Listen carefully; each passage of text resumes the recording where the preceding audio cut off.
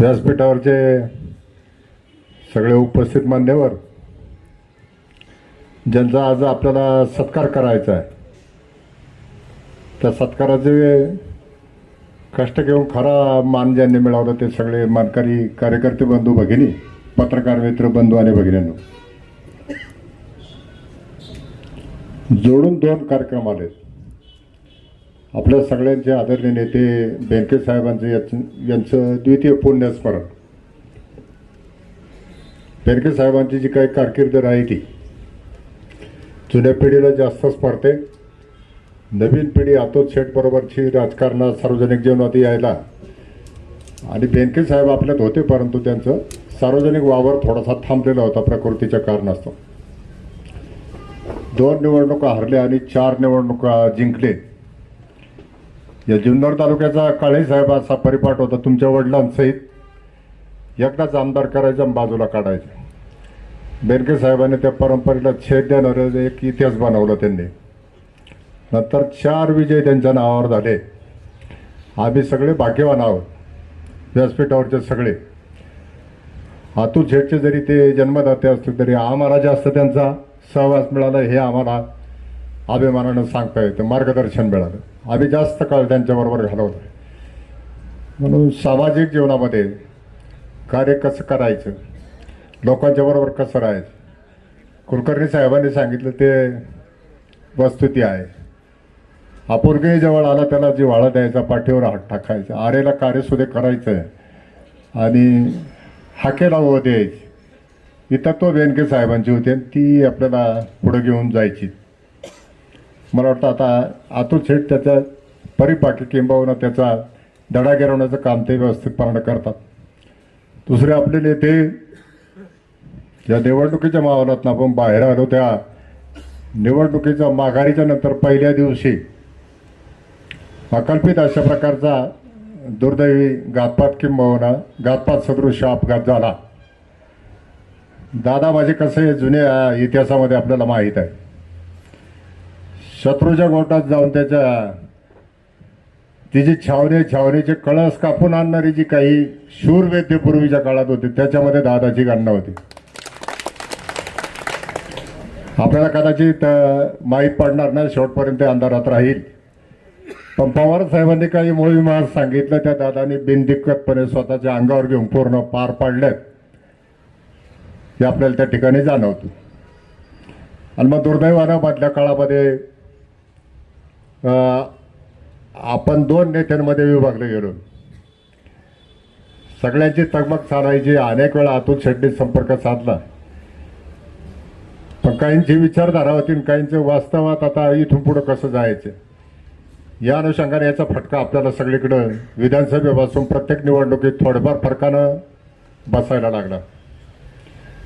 चाणाक्षाजी दादांनी हेरले, दादांनी त्याच्यात पुढाकार घेणं भाग होता आणि त्यांनी ते धाडस केलं. मग आता संभाषेट आणि बाकी सगळे म्हटल्याप्रमाणे याच्यामध्ये काहीतरी गडबड होते म्हणून की काय दादांना घेरायचा प्रयत्न सगळ्या बाजूनी होतो आणि आपल्याला सगळ्यांना बरं वाटावं पुढच्या कालखंडामध्ये. जसं राज ठाकरे साहेब सुद्धा म्हणतात की हे रांगडा पक्ष आहे, या रांगड्या पक्षाचा अध्यक्ष कोण असावं त्याचा त्यांनी उल्लेख केला होता. म्हणून हा पक्ष महाराष्ट्रामध्ये अंकुश शेट्टी सुद्धा उल्लेख केला की शेतकऱ्यांना जवळचं कोण वाटतं तर हा राष्ट्रवादी पक्ष. हा पक्ष एक व्हावा याच्यासाठीच्याच आता सगळ्या जुळवाजुळी चाललेल्या असताना ही परिस्थिती आली. पण नीतीने आपल्याला अतुल शेठनी बऱ्याच दिवसापूर्वी निर्णय घेतला होता. खासदार अमोल कोल्हे साहेब आणि अतुल शेठ एकत्र यायला थोडासा विलंब झाला आणि नगरपालिकेमध्ये थोडासा आम्ही उशिरानं एकमेकाकडे पाहत बरेचसे ते पुढे गेले आणि त्याची परिणिती काय आहे ती आपण सगळ्यांनी अनुभवली. पण या निवडणुकीला आता एकत्रित येऊन आपल्याला सामोरं जायचं. एकत्रित यायचं म्हणजे काय, कोल्हे साहेब तिकडे दिल्लीमध्ये राज्याच्या राजकारणात थोडंसं काय त्यांना भूमिका असते, पण तालुका इथं अतुल शेठवर सोपवायचं आणि विचारविनिमयाने आपल्याला असं जायचं. सगळी निर्णय प्रक्रिया ही अतुल शेठवर होती ना. अतुल शेठनी एक नेता म्हणून अलीकडच्या काळामध्ये नेता म्हणून नेत्याला स्वतःच्या निवडणुकीबरोबर त्याच्या आयुष्यामध्ये येणाऱ्या मग ग्रामपंचायतपासून नगरपालिका असतील, पंचायत समित्या, बाजार समित्या, तुमच्या खरेदी विक्री संघ, जिल्हा दूध संघ, जिल्हा बँक या सगळ्या निवडणुकीमध्ये सहभाग घ्यावा लागतो. तो अतुल शेठ घेतात. तो घेत असताना त्यांनी आता या निवडणुकीमध्ये त्यांच्या नेतृत्वाचा कस लागत असतो उमेदवारी देताना. मनाजोगी उमेदवारी मिळाली नाही तर काही नाराज कार्यकर्ते समोरच तिथं नेत्याचा उद्धार करून वर्गणा करतात, बाजूला जातात. थोडेफार त्या ठिकाणी उदो करणारे असतात. मगाशी मला आपले ज्येष्ठ पत्रकार वाणीसाहेब म्हणत होते की विजय अनपेक्षित का कसं काय ठरवून. म्हटलं अनपेक्षित अजिबात नाही, हा ठरवलेलाच होता. उलट एखाद्या दोन अजून हक्काच्या जागा गेल्या त्याची सुटफुट आहे. आपण सगळ्यांनी चांगला विजय मिळवला आहे आणि आता या विजयाच्या नंतर आता काही लगेच कुठल्या निवडणुका मला वाटतं घाईने नाहीत. देवराम लांडे साहेब असतील, भोईर साहेब, स्वतः मी, तुषार भाऊ, अंकुश शेठ, गुलाबराव पारखे, मोहित डमाले आम्ही जिल्हा परिषदेमध्ये काम केले आणि आज जिल्हा परिषद पंचायत समितीत निवडून आलेल्या या सगळ्या आपल्या सहकाऱ्यांचा त्या ठिकाणी सत्कार करायचा आणि त्यांना पुढच्या कार्याला शुभेच्छा द्यायच्या.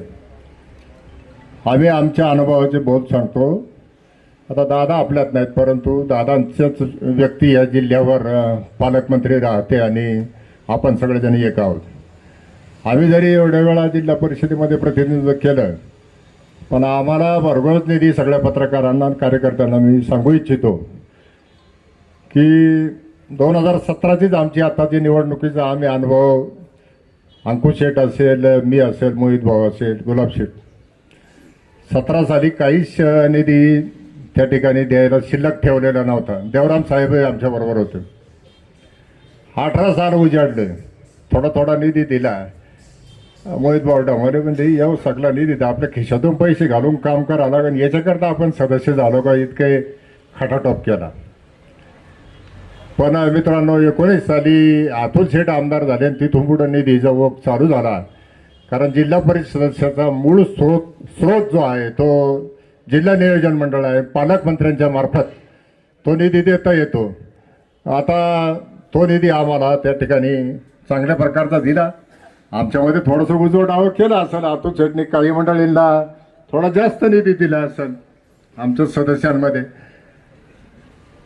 परंतु आमच्या सगळ्या भागामध्ये त्यांनी जाहीरपणानं सांगितलं की मी जे हे आणलं पण मी अतुल बेनके हे करत नाही. हे सगळ्या कामामध्ये प्रत्येक ठिकाणी अजितदादा पवार आहे. तसं आम्ही सांगतो की आम्ही जे काही ते राबवलं, जे काही केलं शेतकऱ्याच्या बांधापर्यंत हा विकास नाही होता त्याच्या पाठीमागे अतुल शेठ होते. मग अतुल शेठनी ही रणनीती या निवडणुकीमध्ये यशस्वी करून दाखवली. सगळ्या कार्यकर्त्यांनी त्यांच्या हाकेला ओ दिली. पण अतुल शेठला माझी एक सूचना राहील, एक ज्येष्ठ या नात्यानं सूचना करायचा आम्हाला अधिकार आहे की निवडून आले ते तर बहादरचे, त्या कार्यकर्त्यांना धन्यवादाचे. पण नारायणगाव गट असेल, त्या ठिकाणी तुमचा पिंपळवंटी गट असेल, तुम्ही सांगितल्यावर ज्या उमेदवारांनी उमेदवारी घ्यायचं धाडस केलं त्यांना वाऱ्यावर सोडू नका. कारण अवघड परिस्थिती होती ना. काय शशीभाऊ, नारायणगावला कोणीतरी उभं राहायला तर तयार पाहिजे ना. प्रियांका ताई शेळकेंनी सांगितलं येस आय एम रेडी. तसंच आमचं विजू कोरडे सरांचं. ह्या कार्यकर्त्यांना सुद्धा कुठंतरी भविष्यामध्ये शक्ती द्यायला पाहिजे हा संदेश जातो. नेतृत्वाची ही कसोटी असते की आज आपल्याला नेत्याने सांगितलं ना मान कापले तरी बेहतर, पण आपण तिथं त्या ठिकाणी तयार राहिलं पाहिजे ना. अशा पद्धतीने मग नेतृत्व घडत जातं. तुम्हाला आता काय आम्ही सगळंच मार्गदर्शन काय, आमच्या बरेच पुढे गेले तुम्ही निघून. तर आता सगळे लोक ज्येष्ठ आम्हाला आता चौगुले साहेब आम्ही सगळे ज्येष्ठांच्या यादीमध्ये आहेत. आता त्यांनाही बोलायला पाहिजे होतं पण मला वाटतं वेळ जास्त झाल्यामुळे कदाचित संधी नसेल. परंतु आमच्या सगळ्यांच्या ह्याच भावना आहे. नेतृत्वाला रात्रंदिवस पळावं लागतं. आज तुम्ही जय जयकार केला, तिकीट मिळवतो आणि सत्काराच्या वेळेस फक्त गर्दी होते. नंतरच्या काळामध्ये थोडेसे बावकी कार्यकर्ते मग काम बहाणे सांगतात. पुढं तर एकटाच सदस्य इकडे येणार बोलावल्यावर सदस्याचा. नंतर मग त्याला वाटतं काय ही जरा पार्टी कमी झाली की काय, यांच्या मागचा पाठिंबा थोडा कमी झाला की काय. नाही, परंतु वेळेला तुम्ही या संघटनेच्या माध्यमामधनं याच्यामध्ये पुढं चालत राहा. आज अतुल शेठच्या माध्यमामधनं विकासराव दरेकर हा एक शिक्षित अशा प्रकारचा तरुण ज्यानं आता ह्या तालुक्यामध्ये ज्यांच्या राष्ट्रवादी काँग्रेस पक्षाची धुरा जी आहे ती त्याने हातामध्ये घेतली. सुरुवातीला तो राजकारणामध्ये येताना त्याचा विचार प्रवाह थोडासा वेगळा होता. माझ्याकडे येऊन बऱ्याच वेळा तो म्हणायचा की मी हे नेमकं काय करू. तर हे कोणीतरी शेवटी वेळ द्यावा लागतो, करावं लागतं. आणि आता आपण मागं ओढलं तरी ते येणार नाही. ते एकदा त्याच्यात घुसलं आणि त्याच्यात सगळा अनुभव आला त्या क्षेत्राचा की मग माणसाला बाजूला जाता येत नाही. या अनुषंगानं अतुल शेठ तुम्हाला काही कमी पडणार नाही. ही जी काही संघटनेची फळी आहे ही बळकट करा आणि कार्यकर्त्यांना आपण सगळेजण एकत्रित घेऊन पुढं चालूया. इथलं ह्या तालुक्यामध्ये जे आपल्याला अपेक्षित आहे, कोणाची उपेक्षा व्हायला नको. जो नाही रिगटे मग अनेक प्रकारच्या ज्यात समस्या आहेत, काळ कोणासाठी थांबत नाही. आता दादा जरी आपल्यात नसले तरी आपल्याला पर्याय काढून पुढे हे चालायचे. आणि आपण आता अतुल शेठपर्यंत सगळेजण संबंधित आहोत. अतुल शेठनी पुढचे जे कुठं पुण्याला जायचं, मुंबईला जायचं, दिल्लीला जायचं, हे सब कुछ अतुल शेठने त्या गोष्टी सगळ्या पाहाव्यात. आणि आपण आता काळे साहेब असतील, खिलारी साहेब असतील, आम्ही सगळेजण आहोत.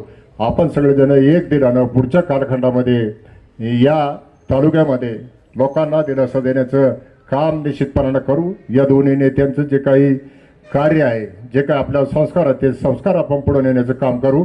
निवडून आलेल्या सगळ्या पंचायत समितीमधल्या आणि जिल्हा परिषदेमधल्या चांगल्या प्रकारचं यश आपण संपादन केले, त्यांचं मी अभिनंदन करतो. आणि ज्यांना यश मिळालं नाही परंतु त्यांनी लढत त्या ठिकाणी दिलेली आहे स्नेहलताईचं, तर त्या सगळ्यांना सुद्धा मी या ठिकाणी जाहीरपणानं धन्यवाद देऊन थांबतो. जय हिंद, जय महाराष्ट्र.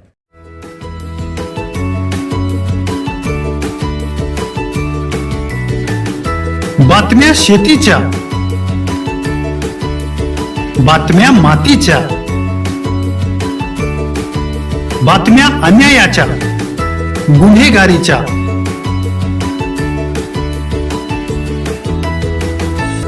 राजकारणाच्या आणि समाजकारणाच्या, शोषणाविरुद्ध बुलंद आवाज, जनसामान्यांच्या हुंकाराची गाज, सत्कार्याला प्रोत्साहन, दुष्कृत्याला अनुशासन, निर्भीड, निस्पृह, सडेतोड, बेधडक आणि रोखटोक म्हणजेच विघ्नहर टाइम्स. शोध बातमीचा, ध्यास सत्याचा. आपलं चॅनल, आपली बातमी. सबस्क्राईब तर कराच, पण बेल आयकॉनवर क्लिक करायलाही विसरू नका.